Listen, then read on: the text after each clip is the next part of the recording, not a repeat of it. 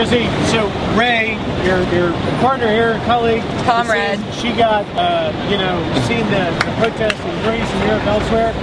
Did you guys take your cue from that? Are you hoping to incite, certainly what was a lot of attention, if not police activity? I know over the weekend there was over 100 arrests, and you guys got things fired up. Are you taking your cues from the international movement? And how do you want to see this in? If you could have it in a perfect way, how would it be? Well, I don't know. It's really difficult to kind of answer questions leading to those conclusions. I'd say that we didn't take our cue off of anybody, really. It became a more spontaneous movement. As far as seeing this end, I wouldn't like to see it end. I'd like to see the conversation continue. This is what we should have been talking about after 2008 when the economy collapsed. We basically patched a hole on the tire and said, yeah, let the car keep rolling.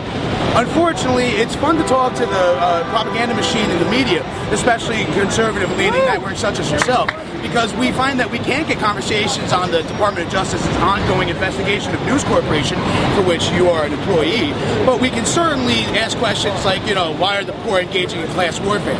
Now, after 30 years of having our living standards decrease while the wealthiest 1% have had it better than ever, I think it's time for maybe, some participation in our democracy that isn't funded by news cameras and gentlemen such as yourself. Okay, but let me give you this challenge, Jesse. Sure. We're here giving you an opportunity on the record with Credit Ancestor to put any message you want out there, give you fair coverage, and I'm not going to in any way be biased about it. So there is an exception to the case because you wouldn't be able to get your message out without us, yes? No, certainly. I mean, take for instance when Glenn Beck was doing his protest and he called the president a person who hates white people and white culture. That was a low moment in Americans' history, and you guys kind of had a big part in it. So I'm glad to see you coming around and kind of paying attention what the other 99% of Americans are paying attention to, as opposed to the far-right fringe who would love to just destroy the middle class entirely. All right, fair enough.